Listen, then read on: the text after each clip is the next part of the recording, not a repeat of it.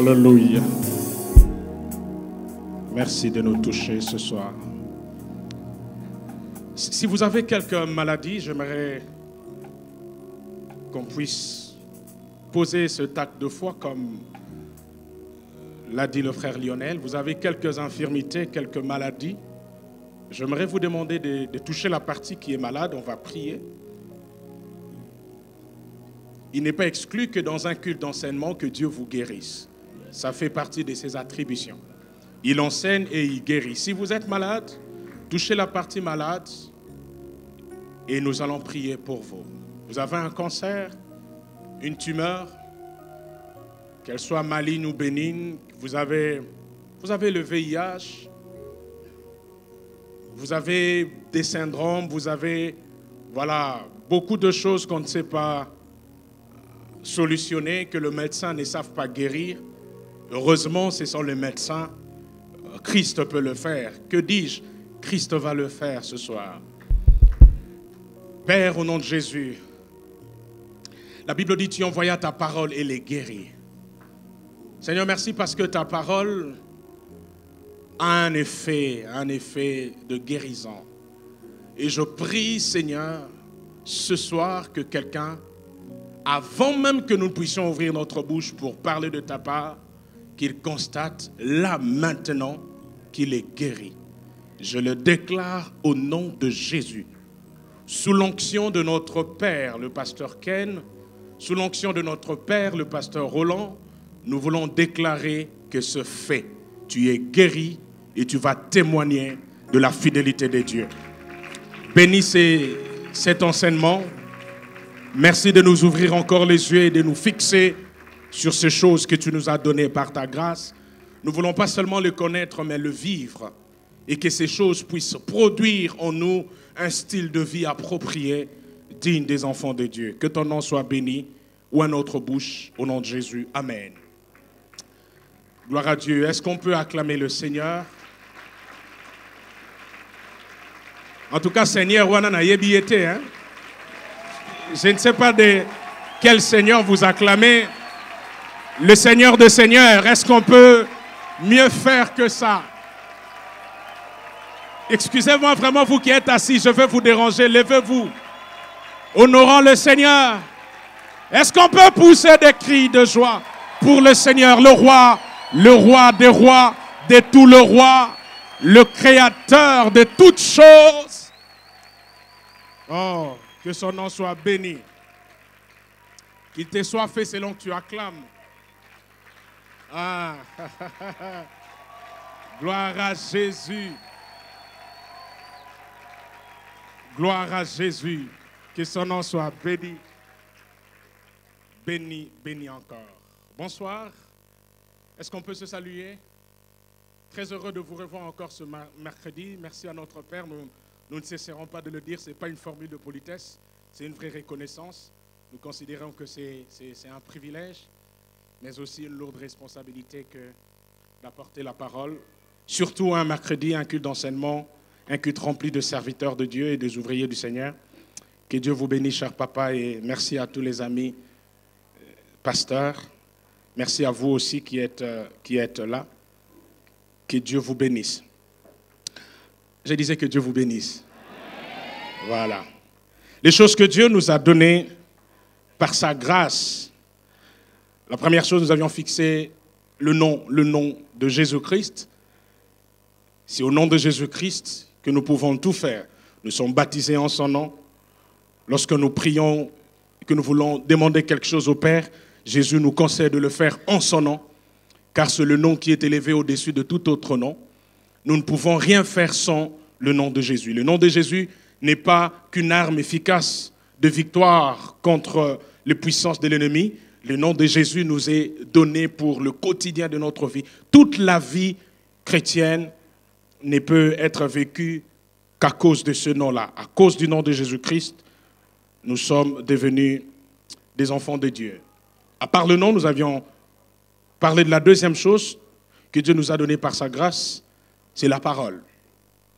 Ça se trouve dans Jean chapitre 17, c'est la dernière prière que Jésus fait sur la terre, prière qu'on appelle prière sacerdotale. Avant de mourir et de retrouver la gloire qu'il avait toujours depuis toute l'éternité, Jésus fait un certain nombre de prières, mais la prière la plus importante, nous la trouvons dans Jean 17, et là, il fixe un certain nombre de choses, et nous sommes en train de nous intéresser sur les choses que Dieu nous a données par sa grâce. Jésus, au fait, nous révèle dans cette prière qu'il y a des choses que Dieu nous a données par sa grâce.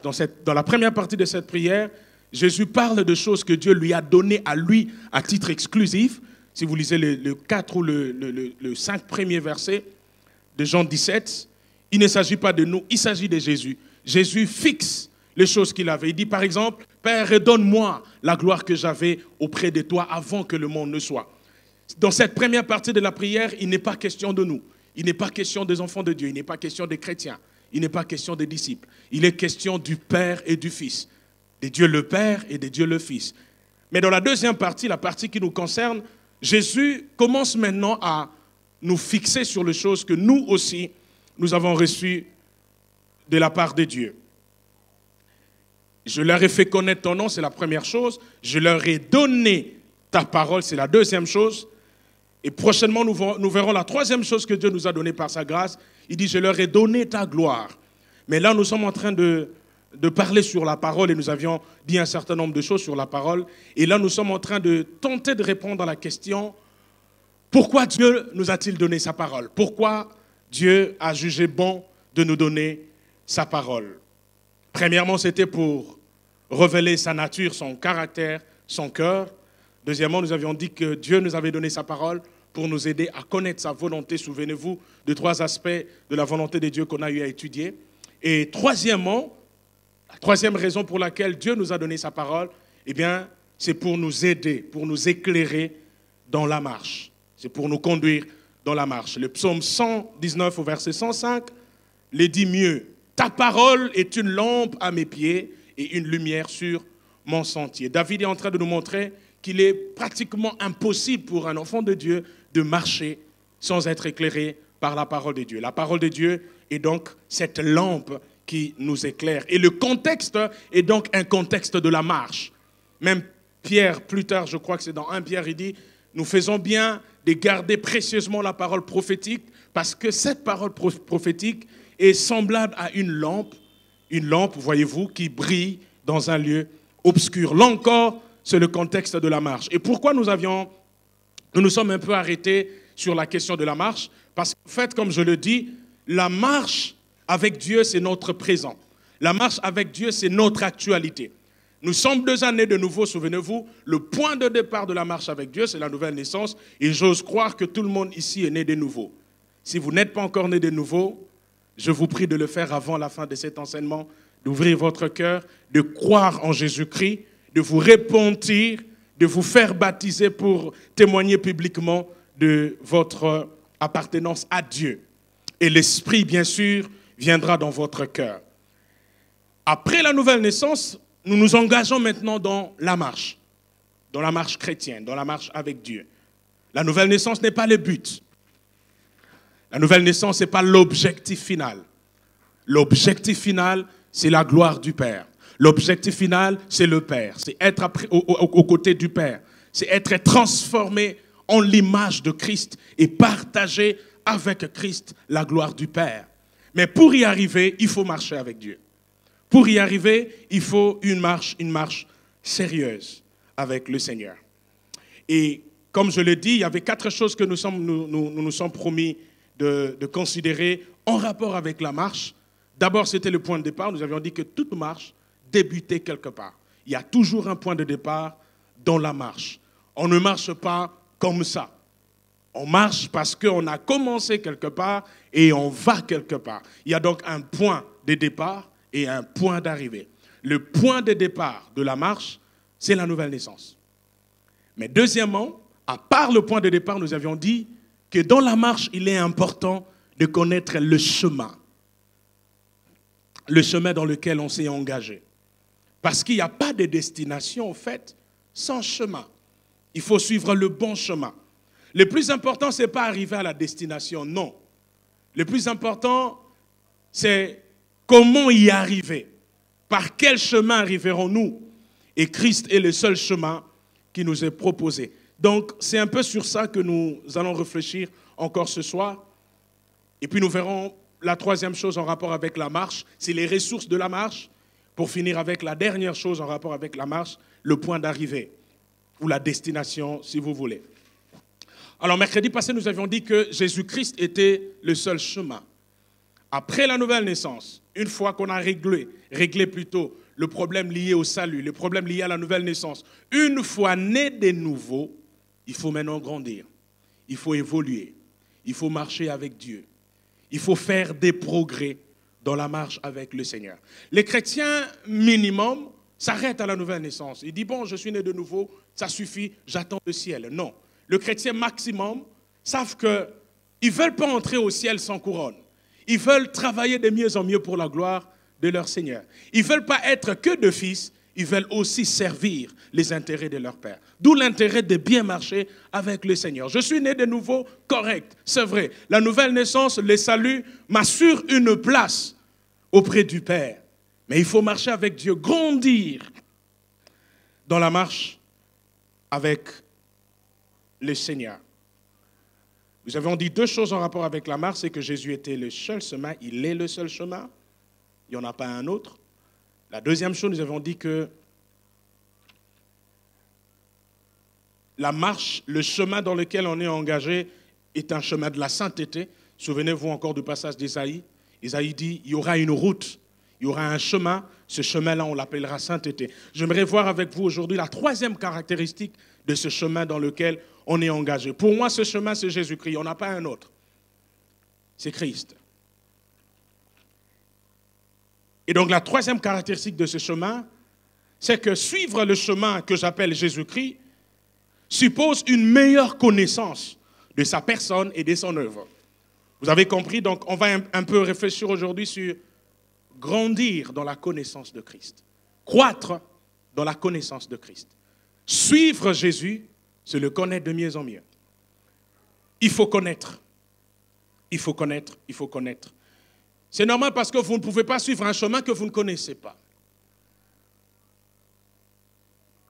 Moi, je connais un peu beaucoup des raccourcis, surtout quand il y a des embouteillages. J'ai un peu découvert comment on peut se faufiler derrière les avenues pourvu d'arriver à la destination. Mais vraiment, je suis désolé, ne faites pas comme moi. En matière des choses de Dieu, il n'y a pas de raccourcis. Le seul chemin qui est présenté, c'est Christ. Personne ne peut se faufiler derrière un soi-disant raccourci pour arriver à sa destination. La Bible est claire. Nul ne vient au Père que par Christ. Et donc, suivre Christ signifie le connaître de mieux en mieux. Et pour cela, nous allons un peu étudier deux passages. 2 Pierre chapitre 3, verset 18, un merveilleux conseil que l'apôtre Pierre nous donne. Mais surtout Philippiens 3, 8 à 10. Je vous prie, le jour où je mourrai, si vous êtes encore en vie, enterrez-moi avec ce passage. Amen. Philippiens 3, 8 à 10. Il est précieux ce passage. Alors on va lire 2 Pierre chapitre 3, verset 18. 2 Pierre chapitre 3, verset 18, et puis Philippiens 3, 8 à 10. Est-ce que je peux lire au nom de Jésus? Je peux même commencer à partir du verset 17. Bien-aimés, vous voilà avertis. Tenez-vous donc sur vos gardes, de peur qu'entraînés par l'égarement des impies, vous ne perdiez la ferme position qui est la vôtre. Mais croissez dans la grâce et dans la connaissance de notre Seigneur Jésus-Christ. À lui soit la gloire, maintenant et pour l'éternité. Amen. Philippiens chapitre 3.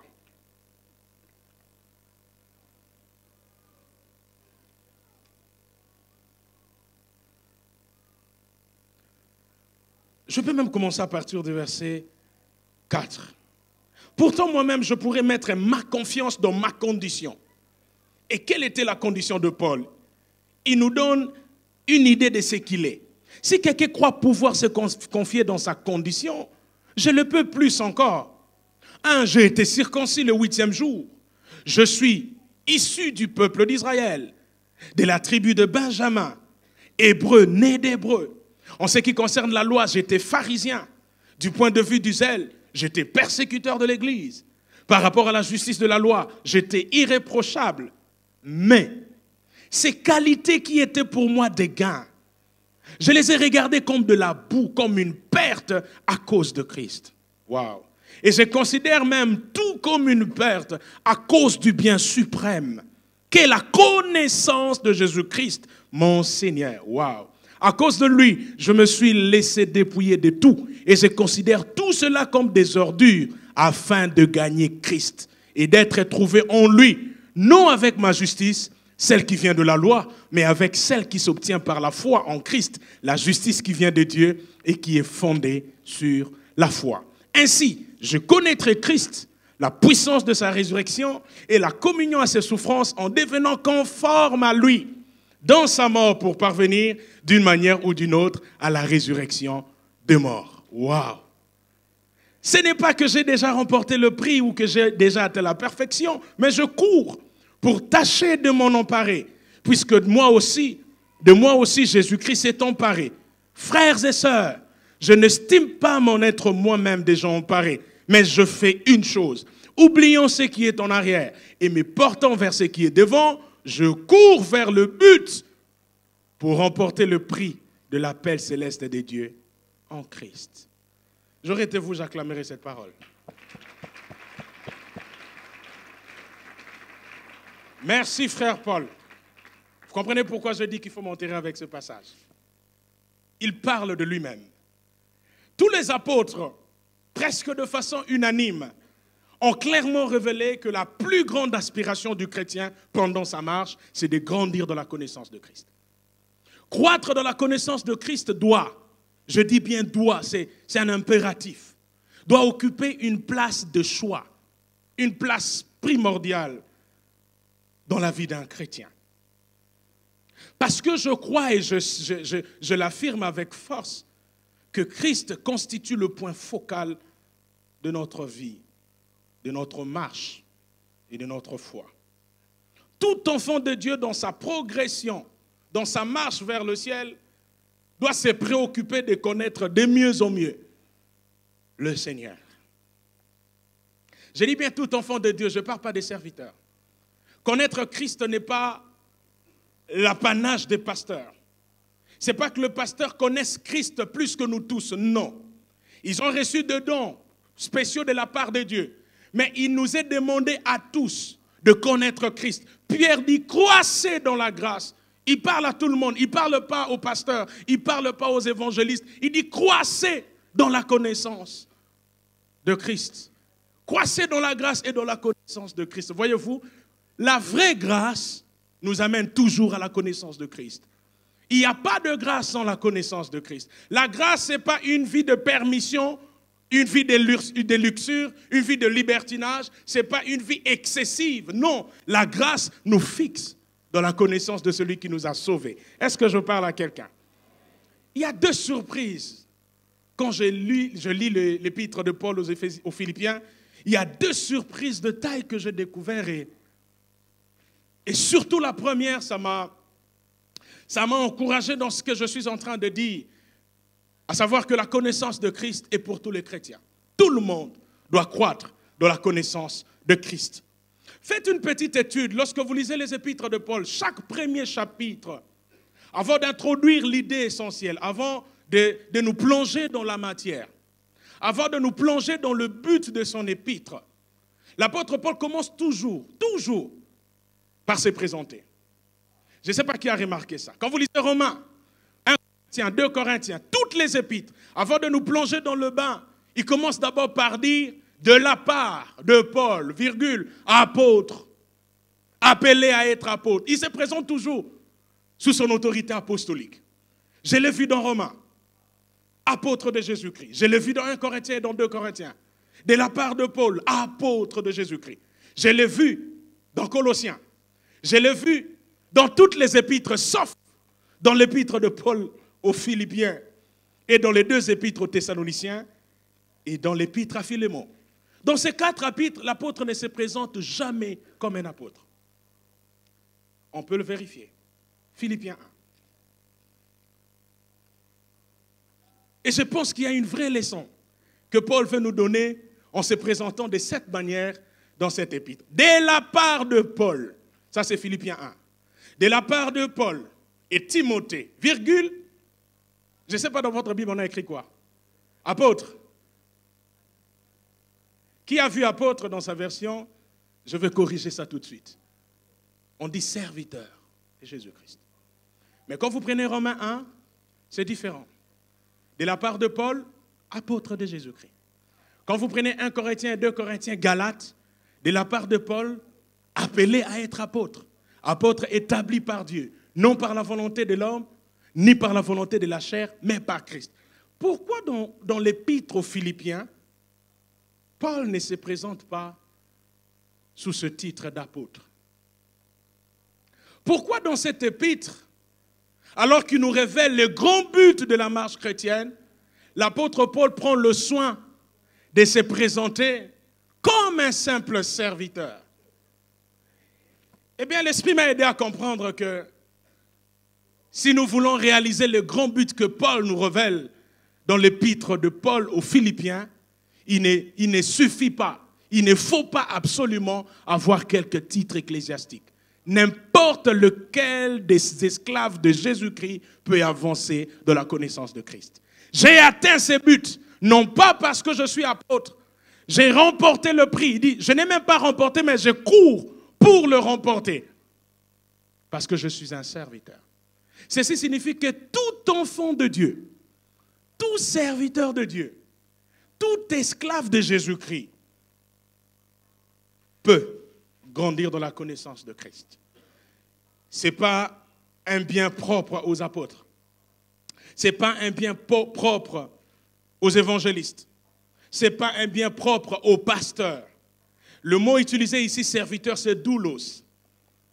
Doulos signifie un esclave, mais un esclave qui n'a pas de volonté.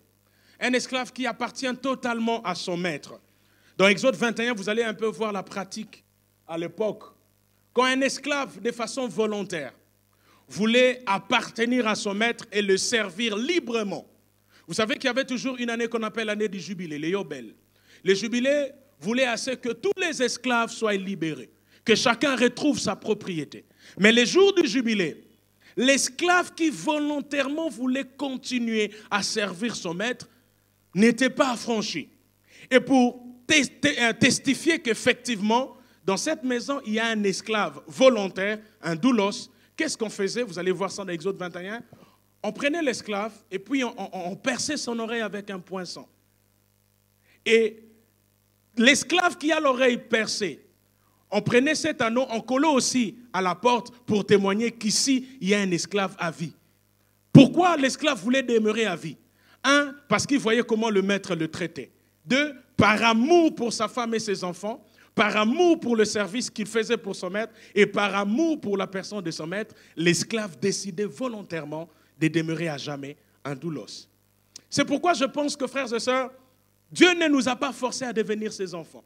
Nous sommes devenus ses enfants volontairement. Nous avons accepté l'œuvre de Christ volontairement. Ce n'est pas une contrainte. Et quand nous servons Dieu, nous ne les servons pas par contrainte. Nous sommes un peu comme de doulos. Nous nous sommes déclarés des esclaves à vie pour le Seigneur notre Dieu. Parce qu'il nous traite bien, par amour pour lui, j'insiste sur ça, par amour pour lui, nous nous sommes déclarés des doulos. Et Paul, en se présentant comme un doulos, il veut dire, en tant que doulos, mon unique but, c'est de connaître Christ de mieux en mieux. Amen. Avant de toucher la deuxième surprise que je trouve dans l'épître aux Philippiens, j'aimerais quand même dire un mot, je vais continuer sur ça dans les minutes qui suivent. Je suis vraiment très déçu et très choqué par ce qui se passe dans l'église corps du Christ. Et je suis en train de me poser la question, quel type de chrétien Jésus viendra enlever? Et surtout, qu'est-ce que les gens vont faire au ciel? Les chrétiens sont sont prêts à grandir dans autre chose. Les chrétiens sont prêts à passer des heures et des heures pour autre chose. Ils ne connaissent même pas les buts de leur marche. Regardez comment ils viennent à l'église. Ils viennent chercher autre chose. Ils ne cherchent pas Christ. Grandir dans la connaissance de Christ, ce n'est pas leur problème. Pas étonnant qu'il y a très peu qui ont une foi authentique. Laissez-moi vous le dire encore en vérité, en vérité. Sage, qui ne met pas Christ en évidence, est faux. Même si ce jour-là, le prédicateur vous a ébloui, même si ce jour-là, Boganga qui bamène, même si ce jour-là, Bozala qui l'icolo, Botelema qui du début jusqu'à la fin. Je suis désolé, si Jésus n'est pas mis en évidence, ce message-là est faux. Je ne vois pas quel sujet de la Bible on va prêcher sans que ces sujets n'aboutissent à Christ. Il n'y en a pas. Tout l'Ancien Testament existe pour nous conduire à Christ. C'est pourquoi l'Ancien Testament est appelé préparation. Ça prépare la venue de Christ. Donc il y a aujourd'hui, je ne vois aucun message qu'on peut prêcher qui n'aboutit pas à Christ et qui ne découle pas de Christ. Vous allez me parler des combats spirituels. Mais seuls ceux qui connaissent Christ combattent bien spirituellement. Je veux vous le montrer. La Bible dit, nous n'avons pas à lutter contre la chair et le sang, mais contre les principautés, les puissances de l'air. Et j'aime ce qu'Apocalypse 12 fait. Il dit, ils l'ont vaincu. Les ils là, c'est au pluriel. Il veut dire les frères. Les frères l'ont vaincu parce qu'ils ont prié. Hein? Parce qu'ils ont jeté des obus et des revolvers et des bombes spirituelles. Ils l'ont vaincu à cause du sang de Jésus et à cause de la parole de leur témoignage. Toute notre victoire est assise sur la personne et l'œuvre de Jésus-Christ. Je vous dis la vérité, frères et sœurs. Si vous prêchez les combats spirituels sans mentionner la croix, sans mentionner Christ, vous êtes à côté de la plaque. Il n'y a pas de victoire dans le combat sans Christ. La Bible dit, dans toutes ces choses, nous sommes plus que vainqueurs par celui qui nous a aimés, à savoir Jésus-Christ. Les armes ne sont pas des armes physiques, elles ne sont pas des armes matérielles, ce sont des armes spirituelles. Est-ce qu'on peut le lister? Il dit, portez les casques du salut. C'est qui notre salut? C'est Jésus-Christ. Il dit, portez la ceinture de la vérité. C'est qui la vérité? Jésus. Il dit, je suis le chemin, la vérité et la vie. Mettez à vos pieds les ailes que donne l'évangile de paix. C'est qui l'auteur de l'évangile et le centre de l'évangile? Encore Jésus-Christ. Il dit, prenez le bouclier de la foi. Romain, Paul dit, la foi ne vient pas des fables. Non, la foi vient de ce qu'on entend. Ok, d'accord. Mais continue, il ne faut pas s'arrêter là. Ça ne vient pas de Kouakou, ça ne vient pas de Tintin au Congo, ça ne vient pas des histoires, des expériences, ça ne vient pas des songes. La foi vient de ce qu'on entend. Et ce qu'on entend vient de la parole de Christ. Si la foi vient de ce qu'on entend, et ce qu'on entend vient de la parole de Christ, simplement, la foi vient de Christ. Alors, quelle autre arme spirituelle vous pouvez dire? La justice.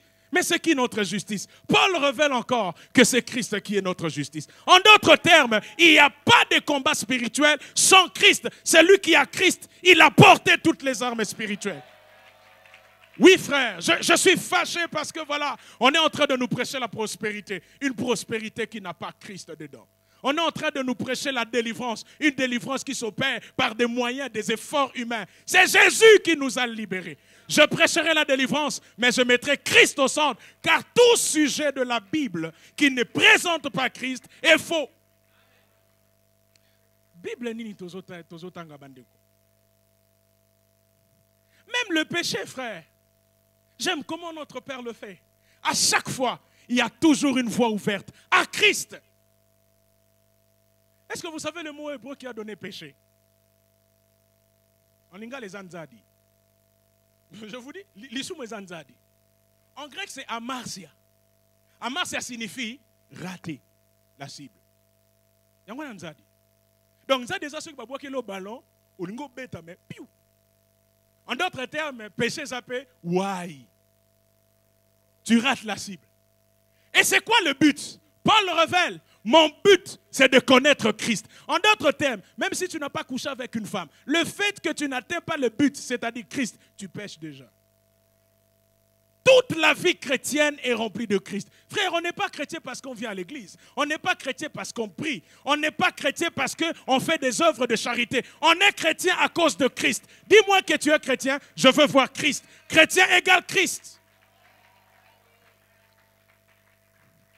Frère, l'évangile, ce n'est pas que tu vas prospérer, non. Je vais en parler tout à l'heure, les fausses doctrines, les motivateurs. Et puis les gens disent Amen. Il faut arrêter de dire Amen à certaines choses. Dieu ne nous a pas appelés pour motiver. Paul dit, les Juifs cherchent des miracles. Les Grecs cherchent la sagesse. Nous motivons. Nous encourageons. Nous prêchons Christ. Voilà, nous prêchons Christ. À part Christ, il n'y a pas autre chose à prêcher. Tout ce qu'on prêche doit avoir un lien avec Christ. La foi, Christ. Le salut, Christ. La délivrance, Christ. Si Christ n'est pas mis à l'évidence, alors c'est faux. J'aimerais le dire, toutes les Écritures mènent à Christ. S'ils ne mènent pas à Christ implicitement, ils mènent à Christ explicitement. Quand vous lisez la Bible, cherchez Jésus. Un jour, il s'appelle Saül. Il est fâché contre David. Il est jaloux de David. Il prend sa lance, il jette sur David pour le crucifier, pour le tuer. J'ai beaucoup aimé le geste que David a posé. Qu'est-ce qu'il a fait? Il a esquivé la lance. David veut lui dire, Saül, ce n'est pas moi qui vais occuper ton trône éternellement. Je ne suis qu'un représentant. Je ne suis pas digne de mourir pour le trône. Ce n'est pas à moi. Il esquive et la lance est passée. Savez-vous que cette lance a traversé toute la Bible? Savez-vous pourquoi à la croix le soldat prend sa lance et il trouve le David qu'il fallait tuer? Jésus-Christ est le plus grand roi, plus grand que David. Je ne peux pas prêcher David parce que tous les anciens doivent escriver. Le message doit pointer sur Christ. Au mont Tabor, lorsque les disciples regardent, ils ont vu 3 hommes. Élie, Moïse et Christ. Mais après, les 2 autres ont disparu. Et j'aime le Père qui dit, celui-ci est mon fils. Écoutez, ça veut dire que ce n'est plus le temps de la loi, ce n'est plus le temps de prophète. Aujourd'hui, Dieu parle par Christ. Frères et sœurs, je vous dis la vérité. Que l'église soit remplie de Christ. Que Christ revienne à l'église. Un point, un trait, c'est ça la vie chrétienne. Vous allez vous marier. Vous irez de l'avant. Théologie de la prospérité. On fait tout pour que les gens se sentent bien à l'église. Frère, qui vous dit qu'on a été sauvé pour se sentir bien? On a été sauvé pour que lui se sente bien avec nous. Qui vous dit qu'on a été sauvé pour plaire aux hommes? On a été sauvé pour plaire à Dieu. Dans le christianisme, c'est Christ qui est au centre. Dans la théologie des hommes, c'est l'homme qui est au centre. On presse Dieu, mais pour l'homme. On cherche les méthodes de Dieu, mais pour que l'homme soit satisfait. Non. Il faut tout faire pour Dieu, pour sa gloire. Même si au finish, je ne récupère rien, mais tant que le Père est glorifié, ça suffit. Il est temps que nos prédicateurs plaçons Christ au centre. Et il est temps que nous, chrétiens, plaçons Christ au centre. Parce que je ne vois pas le salut, la vie, en dehors de lui. Il n'y en a pas. C'est Christ qui est la base. Nous sommes bénis en lui. Jésus-Christ est tout. Il est notre paix, il est notre repos. Quand vous avez faim, il se transforme lui-même en votre pain. Quand vous avez soif, il devient votre eau. Quand vous êtes dans l'obscurité, il est votre lumière. Quand on est en train de vous juger injustement, il devient votre justice. Donc, quand vous avez un problème, il est votre chemin. Donc, il est tout. Il est votre avocat. Il n'y a aucun domaine de la vie que Jésus n'est pas.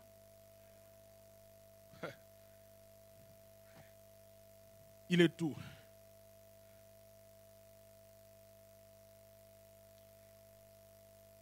Et du coup, lorsque vous êtes en train de lire la Bible, on vous parle de Joseph, on vous parle de Moïse, on vous parle de David, on vous parle de tous ces héros de la foi, considérez-le comme des images, comme des types. Parce que l'exemple le plus parfait de la crainte de Dieu, de la fidélité dans le service, on ne peut pas le trouver en Joseph. Joseph n'a été qu'une image. Quand vous commencez par Joseph, normalement, vous devez nous montrer comment Jésus-Christ a été plus parfait que Joseph. Parce qu'en fait, la foi vient lorsque Christ commence à naître dans le cœur. Et laissez-moi vous dire, le combat du diable depuis que le monde existe. Savez-vous que Satan était au courant de la prophétie de Genèse 3,15? La prophétie dit, Jésus dit, plutôt le Père, il regarde la femme et le serpent. Il dit au serpent, je mettrai une inimitié entre ta postérité et la postérité de la femme. Tu lui blesseras le talon et celle-ci, cette postérité, t'écrasera la tête. Et Satan savait cela. Christ est la postérité de la femme. Et Satan savait que la naissance de Christ, du Messie, allait mettre du trouble à ses calculs et à ses plans. Et il a manœuvré pour que Jésus ne naisse pas. Il a tout fait pour que Jésus ne naisse pas. Au moment où Jésus vient au monde, il est entré dans le cœur d'Hérode pour chercher à tuer Jésus. Malheureusement, il n'a pas réussi. Et il s'est rendu compte finalement que la prophétie s'est accomplie à la croix. Et maintenant qu'il ne peut plus empêcher Christ de naître parce qu'il est né, il est mort à la croix, et il s'est rendu compte qu'effectivement, la prophétie de Genèse 3,15 s'est accomplie. Ce que le diable cherche maintenant, c'est d'empêcher que Christ soit formé dans le cœur. Parce qu'il sait qu'il a échoué, il est né. Il va maintenant empêcher, même si tu as Christ, il va empêcher que Christ soit formé, parce que le diable sait qu'une meilleure connaissance de Christ met fin à ce projet. Alors n'ayez pas peur. Votre sécurité, c'est que vous êtes dans les mains de Christ. Si vous comprenez ces choses, frères et sœurs, toute votre vie chrétienne aura pour but de connaître le Seigneur Jésus de mieux en mieux. Les gens sont préoccupés par autre chose. Je me pose la question, on a des chrétiens ou des venants à l'église? Et tout ceci, c'est à cause de nous, prédicateurs. On a présenté un faux Dieu. On a présenté un Dieu synonyme des guérisseurs, synonyme de celui qui bénit. On a présenté un Dieu papa gâteau, excusez-moi de l'appeler comme ça. Un Dieu qui est capable de répondre à tous les caprices. On a présenté au peuple un Dieu qui dorlote, un Dieu. Ça, ce n'est pas le Dieu de la Bible. La mission de Jésus-Christ, c'est Jean qui le révèle, 1 Jean 5, 20. Il est venu pour nous donner l'intelligence de connaître le véritable. Et nous sommes dans le véritable en son Fils Jésus-Christ. Aidons les gens à connaître Christ. Pas toutes ces choses-là. Suis-je en train de dire que Dieu ne bénit pas? Non. Il le fait. Et il le fait d'ailleurs très bien. Suis-je en train de dire que Dieu ne peut pas vous faire prospérer? Non. Il va le faire. Et il va le faire très très bien. Mais je suis en train de vous dire, toutes ces choses-là, ce n'est pas notre but. Paul dit, je cours vers le but. Et le but, c'est de le connaître lui. Frère, le bien suprême, c'est Christ. Est-ce que vous comprenez ça? C'est ce que Paul dit, le bien suprême. Cela veut dire qu'il y a d'autres biens. Mais Christ est le bien qui est au-dessus de tout. Mais batu balingi na bango Yesu te.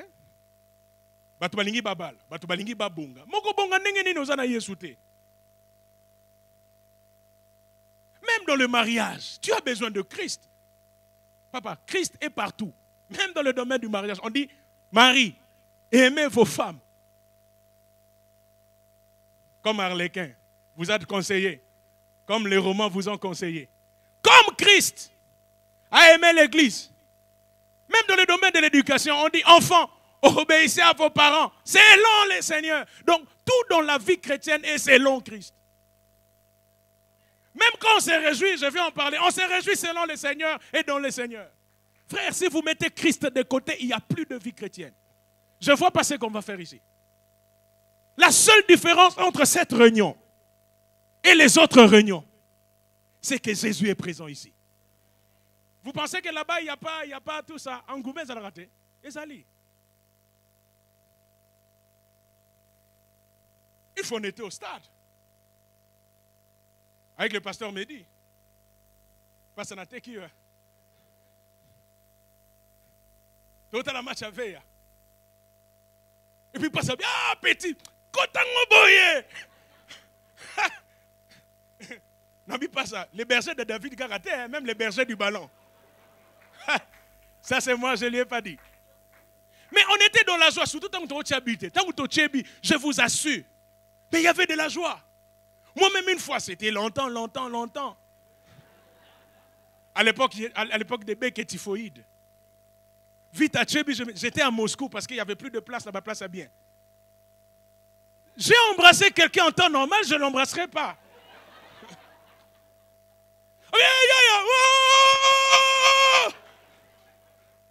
Atomoninga porenga.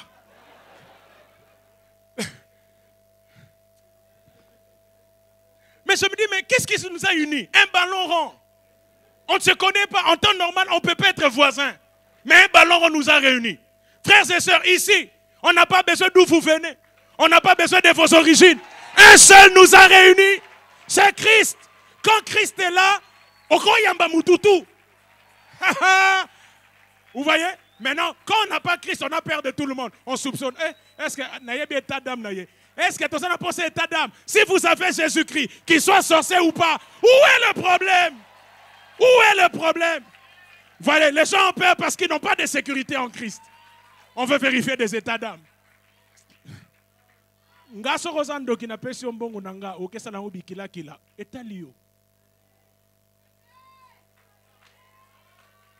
J'aime beaucoup ce qui se passe à l'église. Il y a toujours des gens que je vois, surtout à haut commandement. Après les cultes matinales, ils sont toujours dans deux coins. Nos frères, ils se sont rencontrés à l'église. Mais, ta coopération, je dis, mais ça vient d'où? C'est Christ qui fait ça. Non, mais toi, tu es sérieux. Tes amis ne sont pas ici. Tu es d'un autre niveau. Tes amis sont à la banque centrale. Tu as des amis philosophes qui sont du même niveau que toi. Papa Bisso ton dit, toi, on a niveau assez, mais Yesu a Sangisi Bisso. Et nous avons la joie d'être ensemble. Christ est tout. En Christ, il n'y a ni juif, ni grec, ni homme, ni femme, ni évolué. On est tous un en Christ. Alors le problème, c'est qu'on a sorti Christ de l'église. L'ego humain à Paris. On commence à tenir compte de qui est qui. Quand Jésus est là, on ne tient plus compte de qui est qui. Frère, vous pensez vraiment que c'est Christ, si ce n'était pas l'œuvre de Christ, moi j'allais vous prêcher? Oh, je vous dis la vérité. Oh, Yonan.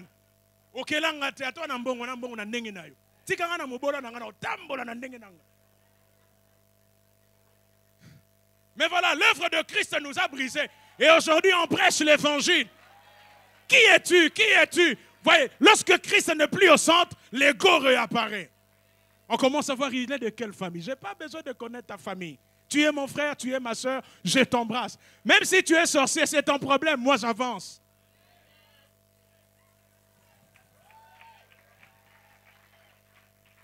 Je suis en train de dire, soyez prudents. Soyez vigilants. Mais on est à l'église. On est frères. On est sœurs. S'il y a quelqu'un qui est dans des œuvres bizarres, ce n'est pas votre problème. Avancez normalement, courez votre course. Allez vers le but. Les restes, Dieu va s'en occuper. Vous pensez que vous contrôlez tout? Je l'ai dit même dernièrement, vous savez, qui a regardé les théâtres de chez nous? On appelait Liboke, Maboke. Vous savez, dans les théâtres de chez nous, on ne voit jamais ce qui se passe à l'extérieur. Tout est dans les salons. On apprend tout dans les salons. Hé, Omoni, écoute, il habite.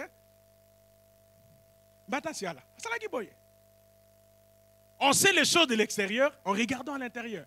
Personne ne voit ce qui se passe à l'extérieur. Alors Dieu, quelquefois, il fait un peu le théâtre de chez nous. Tout ce qui se passe là où tu n'es pas là à Bombiango, il te présente juste l'aspect que tu as besoin de connaître. Ce n'est pas parce que vous voyez la scène dans le salon qu'à l'extérieur, il ne se passe pas des choses. Il se passe des choses, mais la caméra ne vous montre pas ça. Frères et sœurs, la foi authentique est celle qui est centrée sur Christ. Je dis un point, un trait.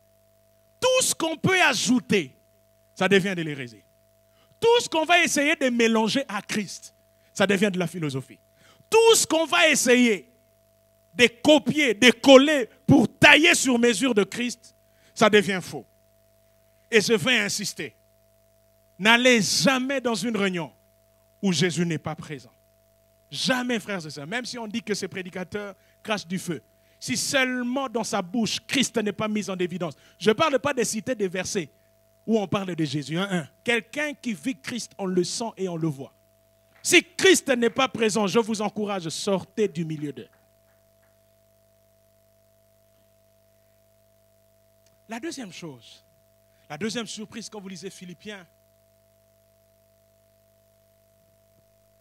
c'est que Philippiens nous parle de la joie. D'ailleurs, l'épître aux Philippiens est considéré comme étant l'épître de la joie. Le mot joie apparaît 13 fois. L'épître de Paul aux Philippiens n'a que 4 chapitres. Mais en 4 chapitres, 13 fois le mot joie est employé. Et le point culminant, c'est Philippiens 4:4. Il dit, réjouissez-vous, mais réjouissez-vous toujours dans le Seigneur.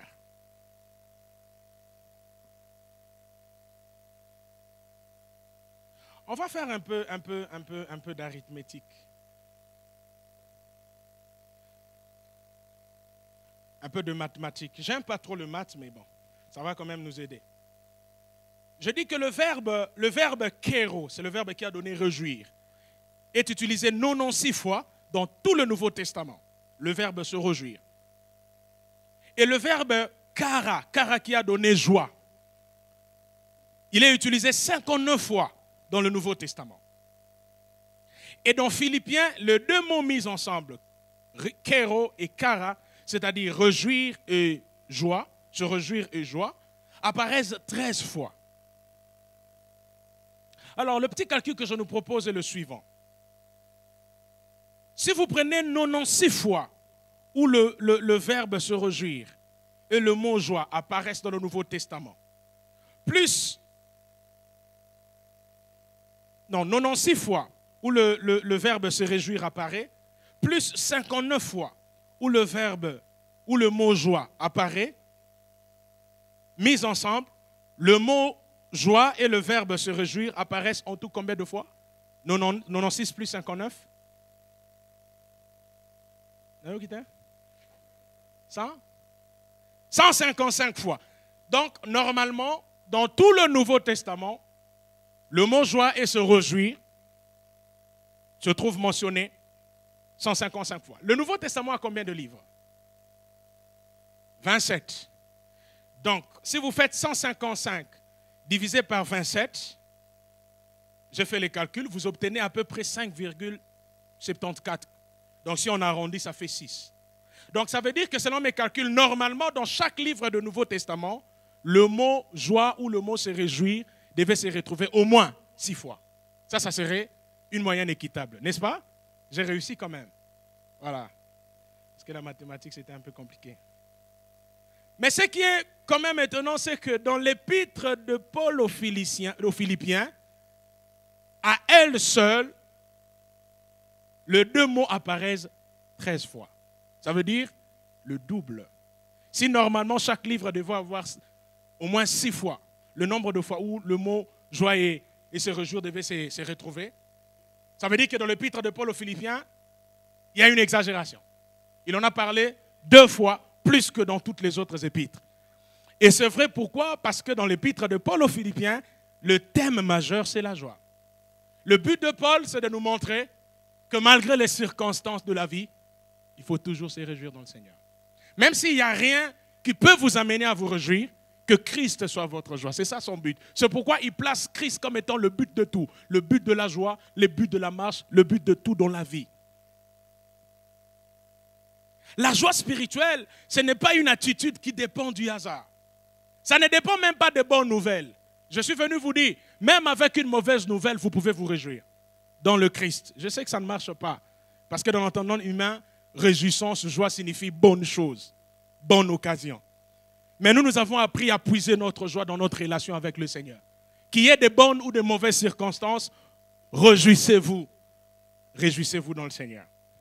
Une chose m'écoeure, c'est que quand Paul écrit cette épître de la joie, il n'y a rien qui prouve qu'il est dans la paix ou dans la joie. D'ailleurs, l'épître de Paul aux Philippiens fait partie des épîtres qu'on appelle les épîtres de la captivité. Parce que Paul a écrit ces épîtres alors qu'il se trouvait en prison à Rome, sous les chaînes, derrière le barreau. Et c'est là qu'il écrit ses épîtres. Et l'épître de Paul à Philippiens, dédiée à la joie, a été écrite alors que Paul est en prison. Normalement, il n'a pas le moral pour écrire de telles choses. Normalement, il doit manquer de paix parce qu'il est enchaîné, il est privé de liberté. Et c'est là que je trouve Paul extraordinaire. Il veut dire, la joie que j'ai à vous communiquer, et la joie que j'ai ne vient pas de ma condition, elle vient du Seigneur. Et c'est ce que j'aimerais nous encourager. Que votre joie vienne de la relation que vous avez avec le Seigneur. Tu peux te réveiller le matin, il n'y a rien à manger. Mais tu regardes Jésus, tu es mon pain. Ils ont les gâtés pour le pasteur, ils ont pas mon pain, mais... J'oublierai jamais un jour, j'étais encore étudiant, je suis allé à une certaine église pour prier, parce que je n'avais pas l'argent de transport pour venir jusqu'à l'église. Je n'étais pas encore à Philadelphie. J'avais tellement faim. Je n'avais pas mangé, ça faisait 2 jours. Et je suis allé à l'église comme ça. Et j'étais assis à côté d'une maman. Et pendant la prédication, les intestins ont réveillé. Les intestins commençaient à crier. Oh! Enfin, vous savez, il y a faim et faim. Et la maman a entendu. Mais regardez, mon fils, ça va. Je lui ai dit, ça va. Après, elle m'a regardé. Est-ce que tu as mangé? J'ai dit, maman, je viens du home, je n'ai rien mangé. Mais pourquoi tu es ici? Il fallait chercher quelque chose à manger. Je lui ai dit, j'ai besoin d'écouter la parole du Seigneur. Bon, je ne vous dirai pas après ce qu'elle a fait. Mais voyez-vous, la joie du Seigneur m'a donné une autre joie. C'est ce que j'essaie de vous dire. Même si à l'heure où je parle, vous ne savez pas où vous allez dormir, reposez-vous dans le Seigneur, ce n'est pas grave. Suivre Jésus ne garantit pas que tout sera rose. Mais même si les choses ne s'améliorent pas, en attendant, soyez dans la joie. Ne reportez pas votre joie. N'attendez jamais. Moi, j'ai pris une décision. Jamais je ne reporterai ma joie. Si je n'ai pas à manger, je suis en santé, en bonne santé. Je peux déjà me réjouir à cause de ça. Et même si je ne suis pas en bonne santé, sur mon lit de mort, je connaîtrai que je suis dans la joie du Seigneur. Christ vit en moi. Quel est l'objet de votre joie ce soir? Une voiture, de l'argent, une belle femme, une promesse de la part d'un homme. Paul nous conseille de nous réjouir dans le Seigneur. Pourquoi? Parce que tout le monde peut te tourner le dos, sauf le Seigneur. Le Seigneur ne déçoit personne. J'ai dit personne. Le Seigneur ne déçoit personne.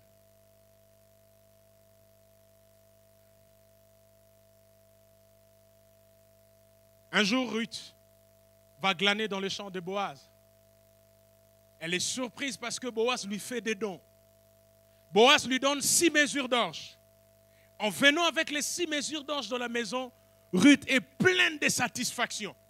Elle va réveiller Naomi pour lui dire, maman, cet homme est bon.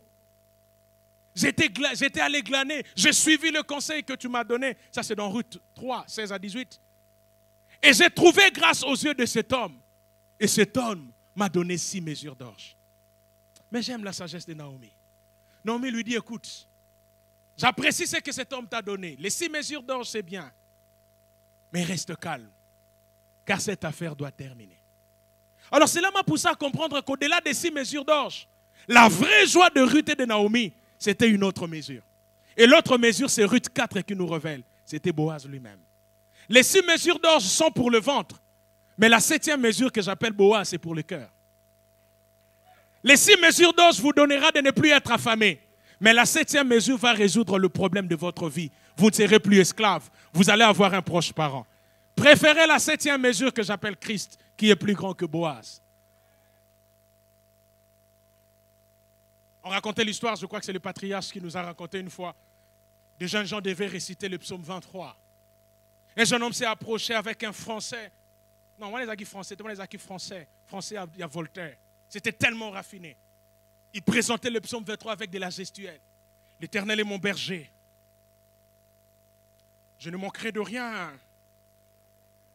Il me fait reposer.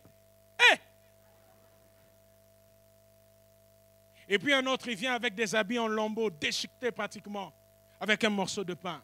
Il ne parlait pas bien français, j'imagine. L'Éternel est mon baiser. Il m'a crié rien. Et puis à la fin, le modérateur a pris le micro, il dit, le premier, il connaît le psaume 23. Mais le deuxième, lui, il connaît le berger du psaume 23. C'est ce que Dieu nous demande. Connaître Christ. Bien au-delà de tout ce qu'il peut faire. Laissez-moi quand même dire un certain nombre de choses sur les fausses doctrines qui empêchent le chrétien de marcher avec Christ, ou mieux de grandir dans la connaissance de Christ. Grandir dans la connaissance de Christ est un sujet que je nous conseillerais à développer, parce que c'est ça notre actualité, c'est ça notre vie. Nous devons grandir en ça. Grandir dans la connaissance de Christ. La première doctrine que je considère comme vraiment un danger, surtout dans l'Église d'aujourd'hui, c'est l'humanisme. Dans 1 Timothée 4, 1 à 6, l'apôtre Paul est en train de nous mettre en garde. Il dit, l'Esprit dit expressement que dans les derniers jours, certains abandonneront la foi. Ça, c'est vraiment une mise en garde, un avertissement que nous devons noter. C'est l'Esprit lui-même qui dit ces choses. Ce n'est pas un homme, c'est l'Esprit qui le dit. Il dit que dans le dernier jour, certains vont abandonner la foi. La prière que je fais ce soir, que tu ne sois pas parmi les certains. Non, que tu ne sois pas parmi eux. Ils abandonneront la foi et ils vont s'attacher à d'autres doctrines. Et la preuve de cet abandon de la foi, continue Paul, ça sera l'attachement à des esprits trompeurs, à des esprits séducteurs, à des doctrines de démons. Apparemment, ces doctrines ne seront pas présentées comme étant des doctrines de démons. Ça sera présenté de façon masquée. Ça plaira aux gens, mais en réalité, derrière, il y aura une intention. Et j'aime comment Alfred Coin dit du même passage. Il dit, plusieurs se détourneront de cette foi, la vraie foi, qui est basée sur Christ. Parce qu'ils prêteront l'oreille à des beaux parleurs. J'aimerais insister, bien prêcher, ce n'est pas bien parler. Un jour, je suis allé quelque part, on me présentait, disant, on va inviter l'homme de Dieu, il parle bien. On m'a dit, ah papa, tu bien ma poto parler bien. On est appelé pour prêcher Christ. Il y a des gens qui parlent bien, mais qui ne disent pas ce que le peuple a besoin d'entendre, Christ. Je vous dis la vérité. Ce n'est pas l'éloquence ici, non, ce n'est pas la terminologie, ce n'est pas la gestuelle. C'est le contenu qu'on doit donner aux gens. Et ce contenu, c'est Christ. Même si le discours était beau, s'il ne conduit pas à la foi véritable, basée sur Christ, c'était un discours mensonger. L'humanisme est une doctrine que je considère dangereuse parce que, pour la petite histoire, cette doctrine est créée à la fin du XVIIIe siècle et ça a été popularisé au début du XIXe siècle. Le terme humanisme dérive du mot homme, humain ou humanité. Et ça désigne une doctrine qui prend l'homme pour fin et valeur suprême. Le but de cette doctrine, c'est de conduire à l'épanouissement de la personne humaine et au respect de sa dignité. Je disais doctrine qui prend l'homme pour fin, pour but, pour finalité, pour valeur suprême. Et cette doctrine vise à l'épanouissement de la personne humaine et au respect de sa dignité. Présentée comme telle, elle ne semble pas être un problème. Parce que nous tous, nous aimons le respect de la dignité. Souvenez-vous, la Déclaration universelle des droits de l'homme. On aime tous que le droit de l'homme soit respecté. On aime tous la dignité humaine. Présenté de cette façon, l'humanisme n'est pas un problème. Mais il y a quelque chose de caché dans cette doctrine. En réalité, les humanistes ne croient pas en Dieu. Ils ne croient pas que Dieu est le créateur. Et donc l'homme n'est pas le produit de la création.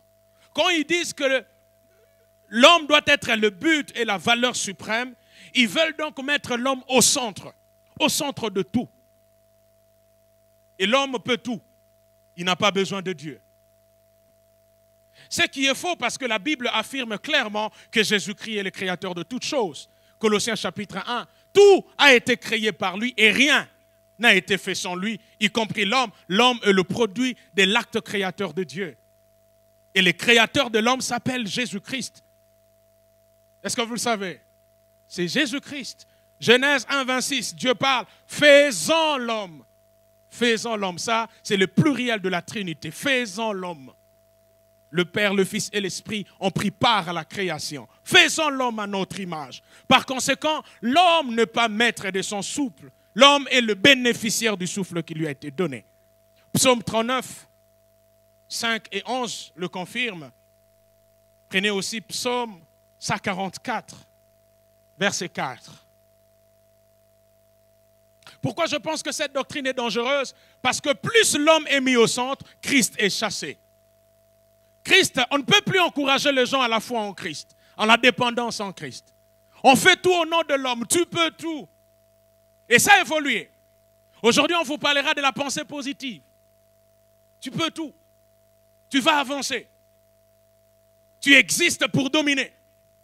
Tu es un esprit supérieur.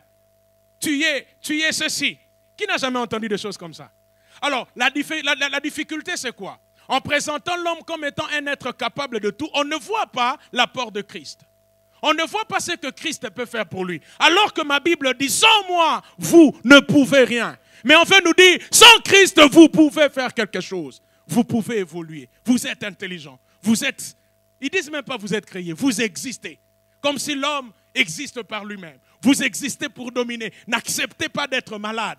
N'acceptez pas d'être chômeur. N'acceptez pas la pauvreté. N'acceptez pas de souffrir. Christ est le plus grand riche, mais il s'est fait pauvre pour nous enrichir. La pauvreté n'est pas une malédiction. Si c'est un test de Dieu, ça peut vous amener à connaître le Seigneur. Qui vous dit qu'être pauvre, c'est synonyme d'être rejeté par Dieu? Job s'est retrouvé pauvre à un moment donné. Dieu l'a testé. Je vous parle d'un Dieu qui est capable de vous enrichir et il va le faire parce qu'il vous aime. Mais ne faites pas de la richesse un but. Le but, c'est Christ. Combien peuvent servir Dieu même si Dieu ne les bénit pas? Et voilà, les gens viennent au ministère parce qu'ils savent ministère égale gloire. Ministère égale être connu. Ministère égale ceci, égale cela. Combien pourront prêcher Christ sans gloire, sans miracle, sans guérison, mais prêcher seulement Christ? Jean-Baptiste l'a fait. On dit de lui qu'il est le plus grand de tous les prophètes, de tous ceux qui sont nés de femmes. Je cherche à savoir, Seigneur, qu'est-ce qui fait de Jean-Baptiste grand? Il n'a pas fait des miracles comme Moïse. Alors je comprends que la grandeur selon Christ, ce n'est pas dans les réalisations, c'est dans l'attitude, c'est dans ce qu'on est. Jean-Baptiste est grand parce qu'il a posé le plus grand acte. C'était le premier à présenter au monde Christ. Ça veut dire que tous ceux qui sont centrés sur Christ sont grands. C'est pourquoi d'ailleurs il dit, parmi vous, le plus petit est plus grand que Jean. Parce que Jean-Baptiste a été le premier à présenter l'agneau et vous vivez avec l'agneau. Cela veut dire notre grandeur, c'est Christ. Les hommes peuvent voir que tu es petit, tu ne vaux rien. Mais Dieu a une autre définition de toi. Il est peut-être possible que quand les gens te regardent, ils te bafouillent, ils ne voient rien. Tu n'es pas intelligent, tu n'es pas beau à voir. Tu n'as pas un palmarès, tu n'as pas un CV. On n'a pas besoin de toi. Gloire à Dieu, il y a quelqu'un là-haut qui a besoin de toi.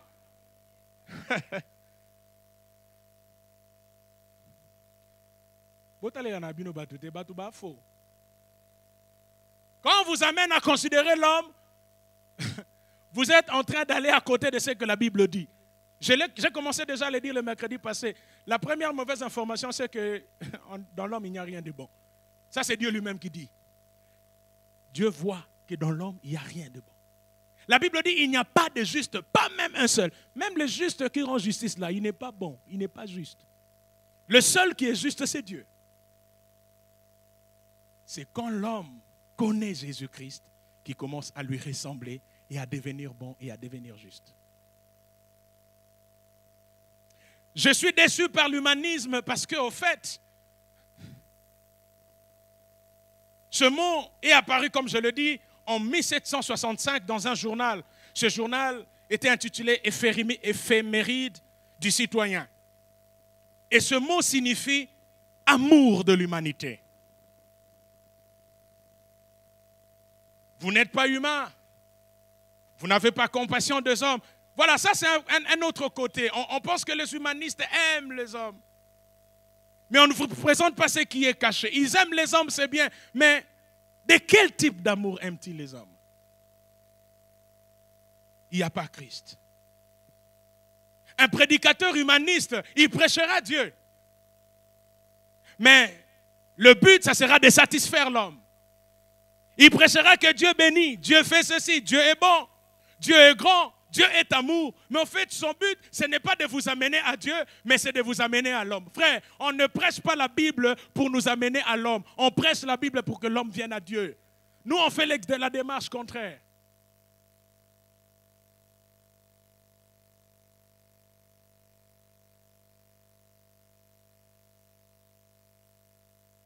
Mais il y a une autre doctrine encore, c'est encore pire. C'est la forme la plus pire de l'humanisme, c'est l'existentialisme. Très dangereuse doctrine, mais très répandue de nos jours. L'existentialisme postule que l'être humain plutôt, forme l'essence de sa vie par ses propres actions. L'être humain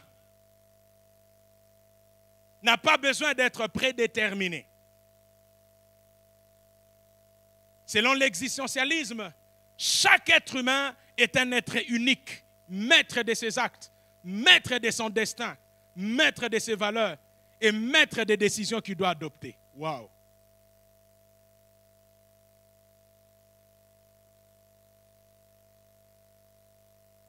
Selon cette doctrine, il n'y a pas de Dieu qui doivent concevoir un projet pour l'homme. Il n'y en a pas. L'homme est libre. Il peut faire ce qu'il veut. À l'aube de son existence, l'existence de l'homme, les humanistes pensent que l'être humain n'est rien. Son avenir lui appartient radicalement. Ce qu'il est ou ce qu'il sera est déterminé par lui-même. Wow. L'être humain détermine lui-même son essence. Il est le résultat de son propre projet. Et la forme finale de cette doctrine a été présentée par un certain Jean-Paul Sartre. La liberté. Parce qu'il n'y a pas un Dieu qui vous a créé. Il n'existe pas une cause derrière votre création. Vous êtes libre. Vous êtes maître de vos choix, maître de votre destin. Et donc, l'être humain est un être totalement libre. Selon cette doctrine, l'homme doit façonner lui-même ce qu'il croit être juste et vrai. Il est seul responsable devant lui-même et non devant Dieu. Dieu n'existe pas. Et pourtant, la Bible dit clairement que si liberté il y a, c'est en Christ que nous sommes libérés plutôt. Si le Fils vous a franchi, réellement vous êtes libre. En dehors de Christ, il n'y a pas liberté.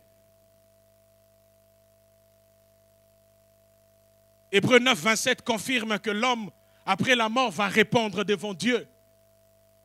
L'homme est un être responsable, pas devant lui-même, devant Dieu d'abord. L'homme devra rendre des comptes à celui qui l'a créé. Ça, l'existentialisme l'oublie, l'ignore et refuse de l'admettre. Et vous voyez maintenant la forme selon laquelle cette doctrine peut être présentée à l'Église, c'est que l'homme peut tout. Tout est possible à l'homme. Et même on va vous dire, voyez, c'est écrit dans la Bible. N'est-ce pas que tout est possible à l'homme? Vous êtes capable de tout. Tout est possible à l'homme. Non, la Bible ne dit pas que tout est possible à l'homme. C'est faux. Si quelqu'un vous dit que la Bible dit que tout est possible à l'homme, la Bible n'a jamais dit que tout est possible à l'homme. La Bible dit que tout est possible à celui qui croit. L'homme n'est pas celui qui croit.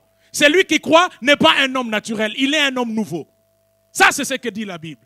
Mais l'humanisme, l'existentialisme, on met Christ de côté. On ne présente que l'homme. Jésus a dit, sans moi, vous ne pouvez rien. Ça, c'est Jean 15, 5. Mais il dit, avec moi, vous accomplirez des exploits. Mais on met Christ de côté. Et je suis surpris parce que, au fait,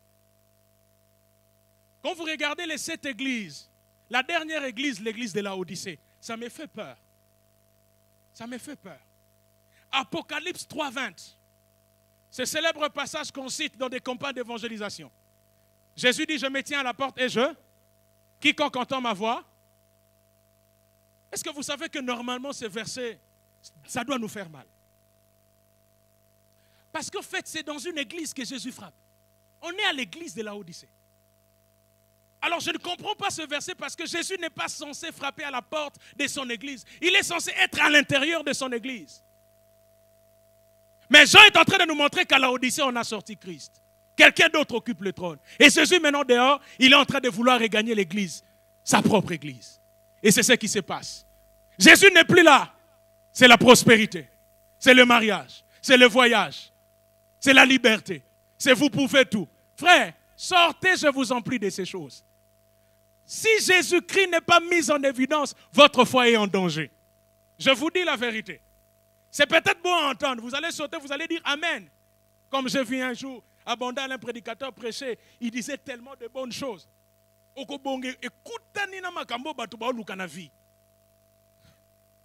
J'aime quand le pasteur le dit. On sait ce qu'on doit dire pour que Botelema. On sait. On est prédicateur. Je suis allé dans une église, on m'a donné le thème, le secret du bonheur. Et puis on me donne un passage du secret du bonheur. Et moi je dis autre la chose, j'ai dit autre chose. On ne m'a plus invité. Ce n'est pas un problème. Mais j'ai dit que le secret du bonheur, c'est Christ. Ce n'est pas ce qu'eux voulaient entendre. Le leadership, ce n'est pas donner au peuple ce qu'il veut. C'est donner au peuple ce qu'il lui faut. C'est la différence entre Aaron et Moïse. Aaron donne au peuple ce que le peuple veut. Mais Moïse donne au peuple ce qu'il faut, la loi. Frères et sœurs, normalement le monde doit nous détester. Si l'église, si le monde commence à nous aimer, il y a un problème. Si le monde se sent à l'aise avec nos prédications, il y a un problème. Si vous êtes un prédicateur apprécié par le monde, je dis, il y a un problème. Parce que normalement, le monde n'aime pas Jésus. Et tout celui qui a Jésus dans la bouche, on doit le détester. Hein, Jésus a dit, persévérez, priez, le monde m'a aimé tellement. Le monde de moi, on était comme ça. Le monde m'a haï. Et puisque le monde m'a haï, vous qui avez Christ dans la bouche, conséquence, le monde vous haïra. Pas étonnant aujourd'hui, on a même des prédicateurs qui sont récompensés par le mondain. Satan a commencé à prendre Jésus. Ça, c'est vraiment l'évangile qu'on voit aujourd'hui. Normalement, quand on est dans la vérité, on doit nous détester. On doit être critiqué. On doit dire, bolekisi, binonde basantu, binonde bokomema batuna lola. Normalement, ça prouve qu'on est dans le bon. Quand les gens commencent à nous acclamer, à dire, voilà le prédicateur qu'il faut, il y a un problème. On a sorti Christ. On commence à s'accommoder à l'homme. Et on présente à l'homme ce qu'il veut. Les jours où j'aurai le restaurant, je vais ouvrir un restaurant, j'ai le projet, ne venez pas. Vous savez pourquoi? Il n'y aura pas de frites. Il y aura la recette de chez nous. Mbika, Wangila, Mbinjo. Oui, pourquoi je le dis? Parce qu'un jour j'étais à l'hôpital, j'avais faim, et je devais aller dans un restaurant. Parce que le médecin m'a dit, avant d'appeler ça, tu dois prendre quelque chose à manger. Au lieu de chercher un sucre, j'ai dit non, faisons gros directement. Et puis je suis allé au restaurant d'à côté. Quelque part c'est le docteur Mbete. Malheur à moi, je ne savais pas que tous ceux qui venaient dans ce restaurant, je pose la question, maman, lorsque on a deux à la papa, j'ai vu de grosses boules. J'ai vu les ndakala. Frère, je n'avais pas besoin qu'on me dise, j'ai compris où j'étais. Et je suis sorti. J'ai compris qu'ici, le menu que je cherche, il n'y a pas. Alors c'est ça l'église. Normalement, certaines personnes doivent se sentir mal à l'aise quand nous prêchons. Pourquoi? Parce qu'on dit des choses qui ne sont pas dans leur menu. Et ils doivent sentir que Jésus les appelle, venez. Je ne suis pas dans ces choses-là. Si à chaque fois qu'on prêche, les gens sont debout. Si à chaque fois qu'on prêche, les gens sont consolés dans le mal, je me pose la question, pourquoi on est église? Pourquoi on est église? L'église n'est pas une super société. L'église est au-delà d'une organisation. Le monde peut être organisé, mais le monde ne connaît pas l'organisme parce que l'église est le corps du Christ. Cette dimension-là, le monde ne peut pas l'avoir. Si on ne sait plus parler de Christ, pourquoi on vient ici? Pourquoi on va prêcher? Oh, je bénis le Seigneur pour tous ceux qu'on va chasser. Je bénis le Seigneur pour les invitations qu'on n'aura plus parce qu'on a Jésus dans nos bouches. Il n'y a pas de problème. Même si on va prêcher à 2 personnes, à 3 personnes qui veulent voir Christ, qui veulent que Christ soit formé, on va avancer avec eux. Mon but, c'est de connaître Christ. C'est ça la marche chrétienne, le connaître de mieux en mieux.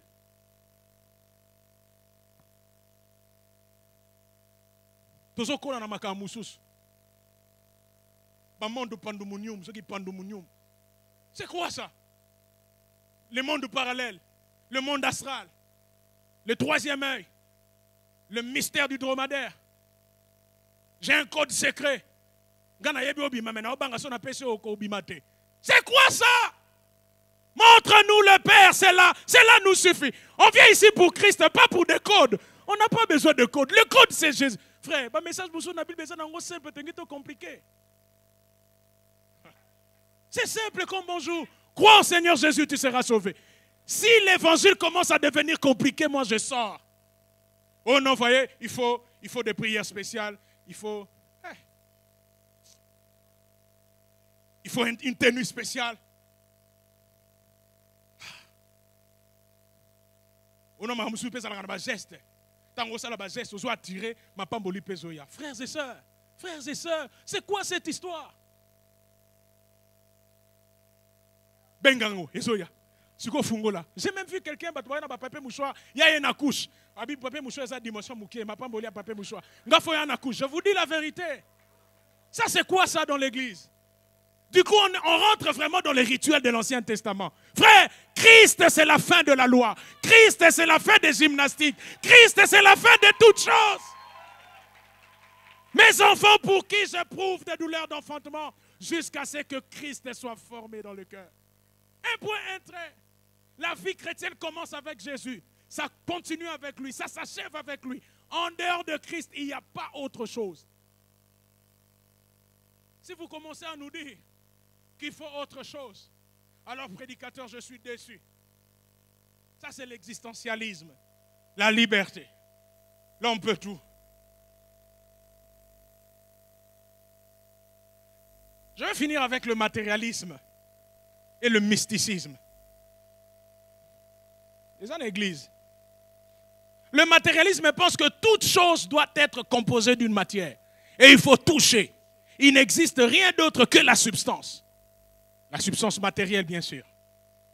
Selon cette doctrine, qui est apparue au XVIIe siècle aussi, les philosophes matérialistes nient l'existence du spirituel.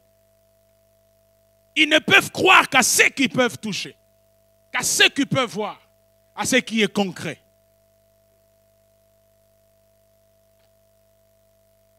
On veut tout toucher, on veut palper.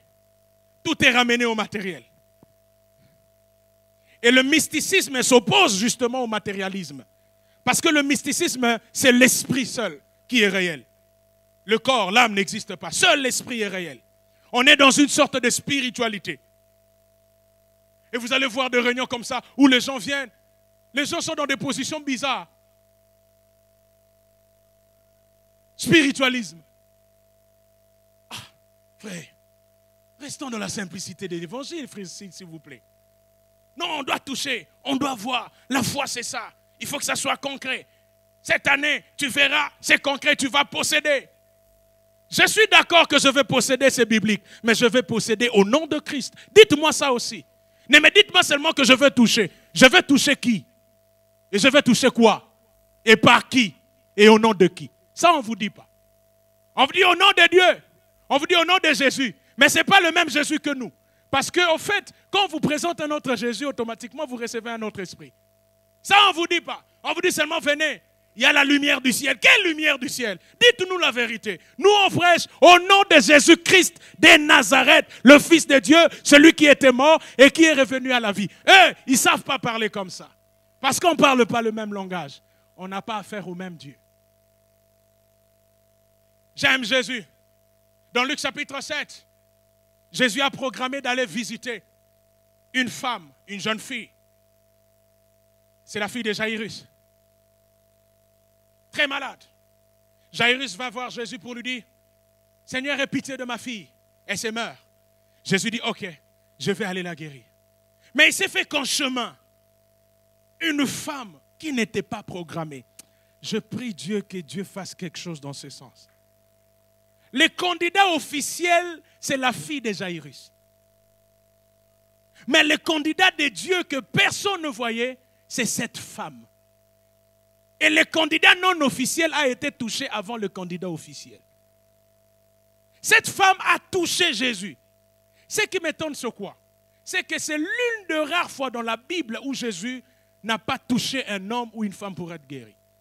La plupart ont été guéris parce que Jésus les a touchés. Mais cette femme a été guérie parce que c'est elle qui a touché Jésus-Christ. Et par la foi, Jésus lui dit, ta foi t'a sauvé. Et j'aime cette foi. Cette foi-là a mené à toucher Christ. C'est ça la foi de la Bible. Pas la foi en un matérialisme qu'on ne sait pas imaginer. Promesse. Avant c'est ça la foi biblique. Avant de toucher la terre promise, avant de toucher les choses que Dieu t'a dites, touche d'abord Jésus-Christ. Nous, on ne veut pas, on saute Jésus. Et on veut toucher autre chose.